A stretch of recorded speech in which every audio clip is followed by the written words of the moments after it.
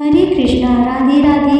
आज की वीडियो में आप श्रवण करने वाले हैं सत्यला एकादशी व्रत कथा और साथ में ही सुनने वाले हैं सत्यला एकादशी महत्व एवं पूजा विधि। ऐसी मान्यता है कि सत्यला एकादशी का व्रत करने वालों को पाप से मुक्ति मिलती है, साथ ही जीवन में सुख समृद्धि की प्राप्ति होती है और इस दिन पवित्र नदियों में स्नान करने से पुण्य फल की प्राप्ति होती है।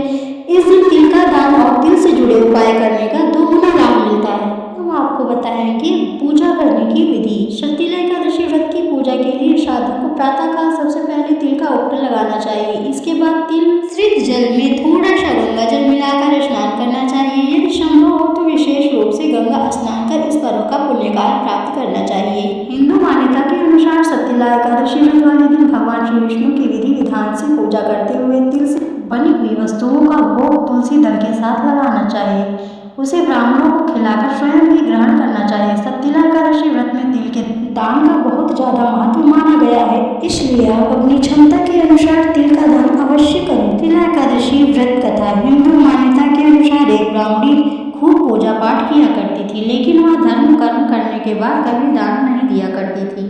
उसने अपने जीवन में कभी किसी को दान नहीं दिया। मान्यता है कि भगवान विष्णु उसकी पूजा से तो खूब प्रसन्न थे, लेकिन उसके मन में चिंता थी कि ब्राह्मणी पूजा के पुण्य फल से वैकुंठ लोक तो प्राप्त कर लेगी, लेकिन अन्य दान के बगैर वह भोजन कैसे प्राप्त करेगी। यही सोचकर एक दिन वह उसके पास भिक्षा मांगने पहुंच गए। जब उन्होंने ब्राह्मणी से भिक्षा मांगी तो उसने अन्न न देकर एक ढेला दे दिया। मान्यता है कि कुछ समय बाद जब ब्राह्मणी का शरीर पूरा हो गया तो उसे वैकुंठ लोक प्राप्त हुआ, लेकिन वहां उसे खाने को कुछ न मिला।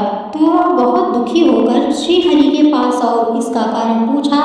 तब भगवान विष्णु ने न सिर्फ उसकी गलती बल्कि उसे सुधारने का उपाय बताते हुए कहा कि तुम वैकुंठ लोक में देवियों से पूछकर सत्यला एकादशी का व्रत करो और पूजा के बाद इस तिल का विशेष रूप से दान करो। इससे तुम्हारे जीवन के पाप और दोष दूर हो जाएंगे और मनोकामनाएं पूर्ण होंगी। मान्यता है कि बड़ी ने ऐसा ही किया